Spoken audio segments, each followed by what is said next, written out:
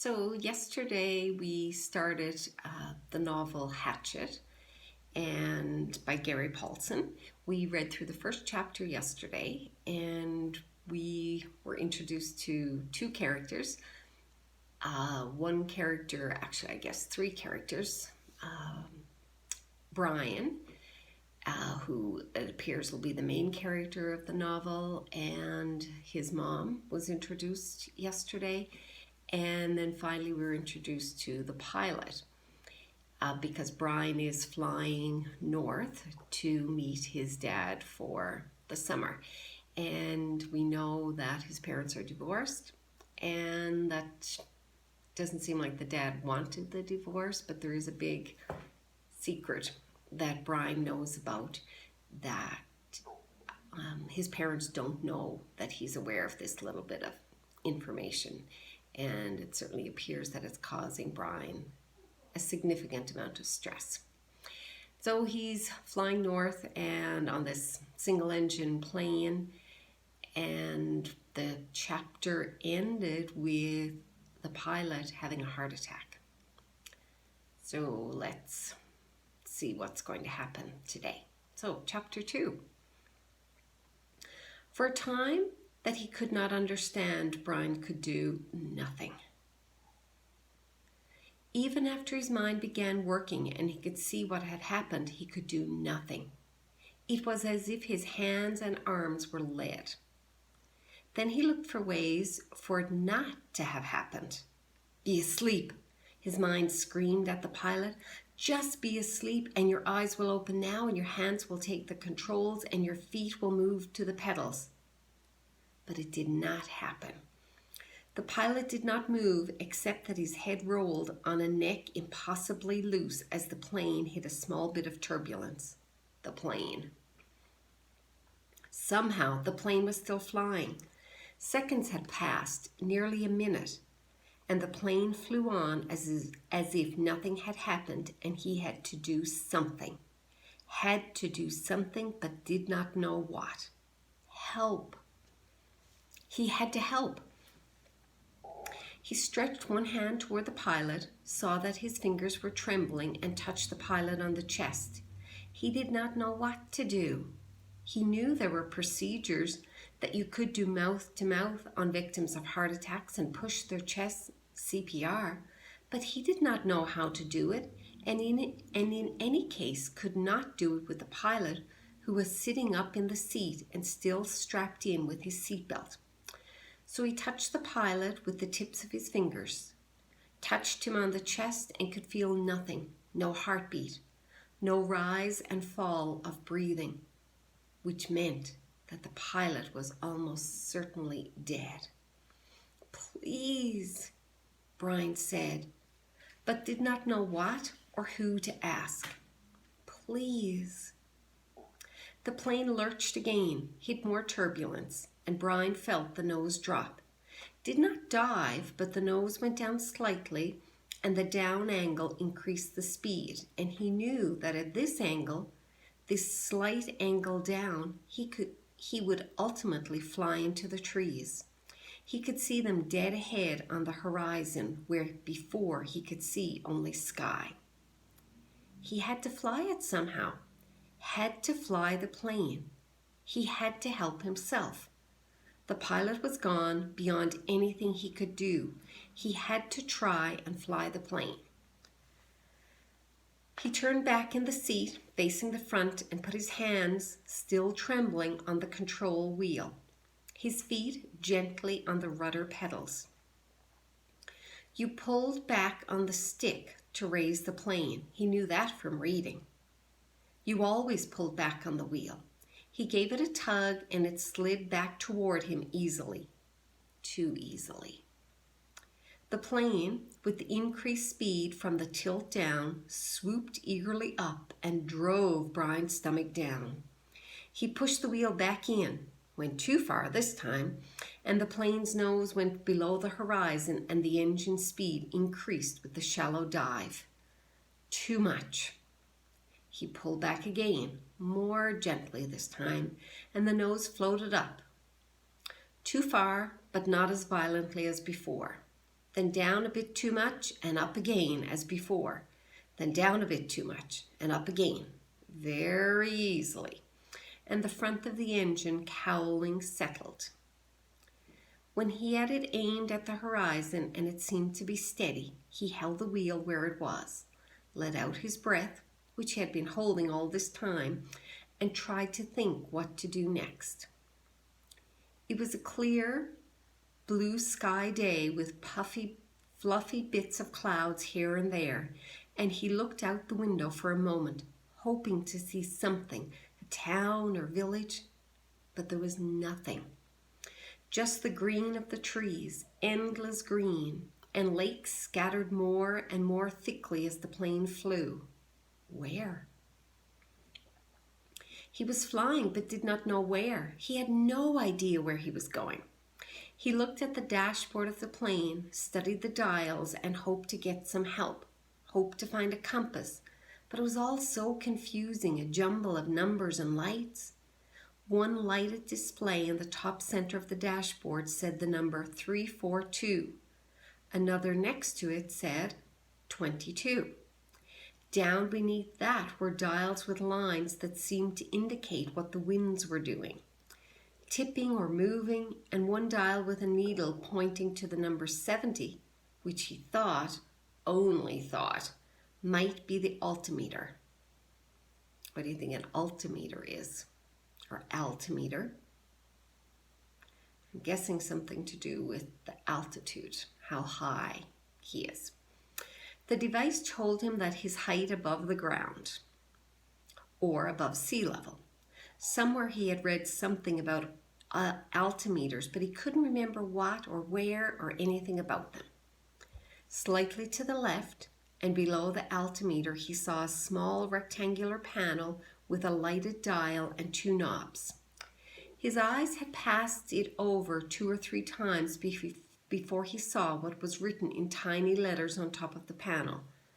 Transmitter 221 was stamped in the metal, and it hit him, finally, that this was the radio. The radio! Of course, he had to use the radio.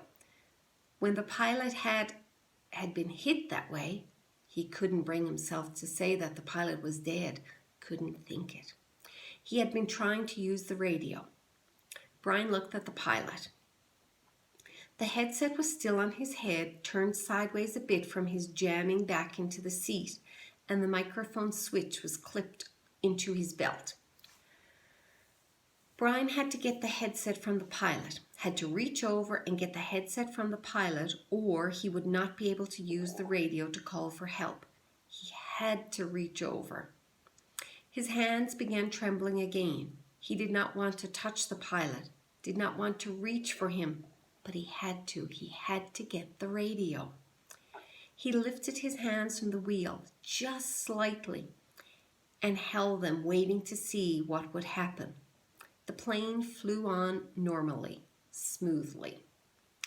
All right, he thought, now to do this thing. He turned and reached for the headset, slid it from the pilot's head, one eye on the plane, waiting for it to dive. The headset came easily, but the microphone switch at the pilot's belt was jammed in, and he had to pull it to get it loose. When he pulled, his elbow bumped the wheel and pushed it in, and the plane started in a shallow dive. Brian grabbed the wheel and pulled it back, too hard again, and the plane went through another series of stomach-wrenching swoops up and down before he could get it under control. I cannot imagine how scary that would be. When things had settled again, he pulled at the mic cord once more and at last jerked the cord free. It took him another second or two to place the headset on his own head and position the small microphone tube in front of his mouth. He had seen the pilot use it, had seen him depress the switch at his belt, so Brian pushed the switch in and blew into the mic. He heard the sound of his breath in the headset. Hello? Is there anybody listening on this? Hello? He repeated it 2 or 3 times and then waited, but heard nothing except his own breathing. Panic came then. He had been afraid, had been stopped with the terror of what was happening. But now panic came and he began to scream into the microphone, scream over and over. Help! Somebody help me! I'm in this plane and don't know! And he started crying with the screams, crying and slamming his hands against the wheel of the plane, causing it to jerk down, then back up. But again he heard nothing but the sound of his own sobs in the microphone, his own screams mocking him, coming back into his ears. The microphone, awareness cut into him. He had used the CB radio in his uncle's pickup once. You had to turn the mic switch off to hear anybody else. He reached to his belt and released the switch. For a second, all he heard was the whoosh of empty airwaves. Then, through the noise and static, he heard a voice. Whoever is calling on this radio net, I repeat, release your mic switch. You are covering me. You are covering me. Over. It stopped, and Brian hit his mic switch. I hear you. I hear you. This is me. He released the switch. Roger, I have you now. The voice started breaking up. Please state your difficulty and location and say over to signal end of transmission. Over. Please state my difficulty, Brian thought. God, my difficulty? I am in a plane with a pilot he can't fly, and I don't know how to fly. Help me, help. He turned his mic off without ending transmission properly. There was a moment's hesitation before the answer. Your signal is breaking up, and I lost most of it. Understand, pilot, you can't fly, correct? Over? Brian could barely hear him now, mostly noise and static. That's right, I can't fly. The plane is flying now, but I don't know how much longer. Over. Lost signal. Your location, please. Flight number. Location. Her. I don't know my flight number or location. I don't know anything. I told you that. Over. He waited now. Waited, but there was nothing. Once, for a second, he thought he heard a break in the noise. Some part of a word, but it could have been static. 2, 3 minutes, 10 minutes, the plane roared, and Brian listened but heard no one. Then he hit the switch again. I do not know the flight number. My name is Brian Robeson, and we left Hampton, New York, headed for the Canadian oil fields to visit my father, and I do not know how to fly a plane, and the pilot... He let go of the mic. His voice was starting to rattle, and he felt as if he might start screaming at any second. He took a deep breath. If there is anybody listening who can help me fly a plane, please answer. Again, he released the mic, but heard nothing but the hissing of noise in the headset. After half an hour of listening and repeating the cry for help, he tore the headset off in frustration and threw it to the floor. It all seemed so hopeless. Even if he did get somebody, what could anybody do? Tell him to be careful? All so helpless. He tried to figure out the dials again. He thought he might know which was speed. It was a lighted number that read 160. But he didn't know if that was actual miles an hour or kilometers, or if it just meant how fast the plane was moving through the air and not over the ground. He knew airspeed was different from ground speed, but not by how much. Parts of books he'd read about flying came to him, how wings worked, how the propeller pulled the plane through the sky. Simple things that wouldn't help him now.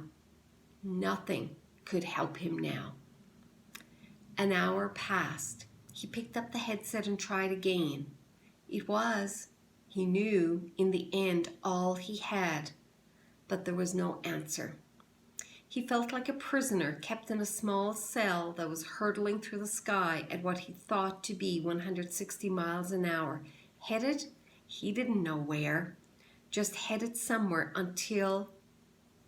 there it was. Until what? Until he ran out of fuel. When the plane ran out of fuel, it would go down. Period. Or he could pull the throttle out and make it go down now. He had seen the pilot push the throttle in to increase speed. If he pulled the throttle back out, the engine would slow down and the plane would go down. Those were his choices. He could wait for the plane to run out of gas and fall, or he could push the throttle in and make it happen sooner. If he waited for the plane to run out of fuel, he would go further, but he did not know which way he was moving.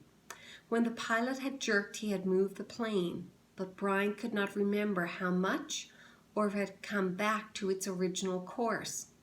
Since he did not know the original course anyway and could only guess at which display might be the compass, the one reading 342, he did not know where he had been or where he was going. So it didn't make much difference if he went down now or waited. Everything in him rebelled against stopping the engine and falling now. He had a vague feeling that he was wrong to keep heading as the plane was heading, a feeling that he might be going off in the wrong direction, but he could not bring himself to stop the engine and fall. Now he was safe, or safer than if he went down. The plane was flying, he was still breathing. When the engine stopped, he would go down. So he left the plane running, holding altitude, and kept trying the radio. He worked out a system. Every 10 minutes, by the small clock built into the dashboard, he tried to radio with a simple message. I need help. Is there anybody listening to me? In the times between transmissions, he tried to prepare himself for what he knew was coming. When he ran out of fuel, the plane would start down. He guessed that without the propeller pulling, he would have to push the nose down to keep the plane flying. He thought he may have read that somewhere, or it just came to him. Either way, it made sense. He would have to push the nose down to keep flying speed, and then, just before he hit, he would have to pull the nose back up to slow the plane as much as possible. It all made sense. Glide down, then slow the plane, and hit. Hit. He would have to find a clearing as he went down. The problem with that was that he hadn't seen one clearing since they'd started flying over the forest. Some swamps, but they had trees scattered throughout them. No roads, no trails, no clearings. Just the lakes. And then it came to him that he would have to use a lake for landing. If he went down in the trees, he was certain to die. The trees would tear the plane to pieces as it went into them. He would have to come down in a lake. No, on the edge of a lake. He would have to come down near the edge of a lake and try to slow the plane as much as possible just before he hit the water. Easy to say, he thought, hard to do. Easy to say, hard to do. Easy say, hard do. It became a chant that beat with the engine. Easy say, hard do. Impossible to do. He repeated the radio call 17 times at 10-minute intervals, working on what he would do between transmissions. Once more he reached over to the pilot and touched him on the face. But the skin was cold, hard cold, death cold. And Brian turned back to the dashboard. He did what he could, tightened his seatbelt, positioned himself, rehearsed mentally again and again what his procedure should be. When the plane ran out of gas, he should hold the nose down and head for the nearest lake and try to fly the plane kind of onto the water. That's how he thought of it. Kind of fly the plane onto the kind of fly the plane onto the water, and just before it hit, he should pull back on the wheel and slow the plane to reduce the impact. Over and over his mind ran the picture of how it would go. The plane running out of gas, flying the plane onto the water, the crash. From pictures he'd seen on television, he tried to visualize it. He tried to be ready. But between the 17th and 18th radio transmissions, without a warning, the engine coughed, roared violently for a second, and died. There was a sudden silence, cut only by the sound of the wind-milling propeller and the wind past the cockpit. Brian pushed the nose of the plane down and threw up. And that's about almost 21 minutes, and that is the end of chapter 2. So, pretty intense. He was able to reach somebody, so somebody knows he's out there, and somebody knows that there's obviously a big problem, and he doesn't know how to fly the plane. How long he'll be out there and how successful his landing is going to be is, I'm sure we'll find out in the next chapter. All right, see you next time.